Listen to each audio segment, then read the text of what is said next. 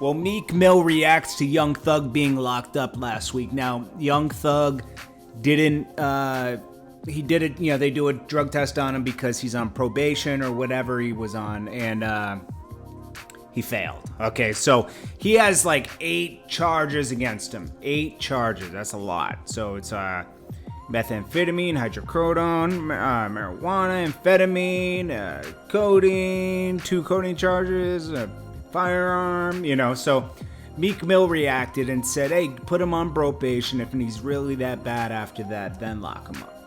He has a good point. But they did that already, technically.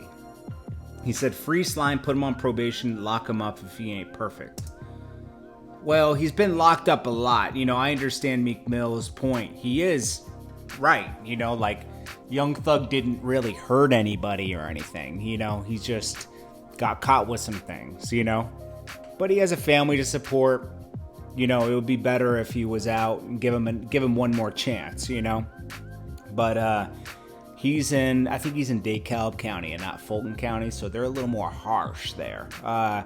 We'll have to see what happens. I hope he gets one more chance and gets the right people around him to keep him straight in line, because it's hard, he's used to being around certain stuff and everything, and sometimes you need that good person around you to say, hey man, this might not be a good idea because of this. You can't live how you're used to living right now. You're a superstar, So people forget that they're superstars. Young Thug still is a superstar. Then we got Tekashi. The judge reportedly is like upset because she said that they're insinuating that they're starting like an East Coast West Coast thing, and 6ix9ine's out here getting into trouble, and that the trouble's coming to him, honestly. Okay, the whole thing with Slim 400 and everything, and then the Kanye West.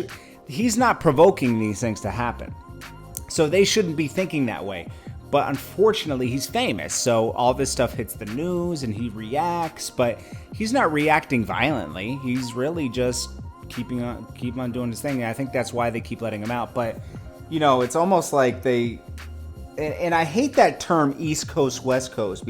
That was started by Vibe magazine back during the Pac and Biggie problems. There is no East Coast West Coast problems. It's certain individuals having problems with each other, and they just happen to be from different coasts. It is not an East Coast West Coast thing. That's the most ridiculous thing I've ever heard. Anyways, we'll have to see what happens with all this thing. Let me know what you guys think. I'll check you guys out on the next one. It's George Tower JT News. Hit that thumbs up, hit that subscribe button. I'll check you guys in the next one.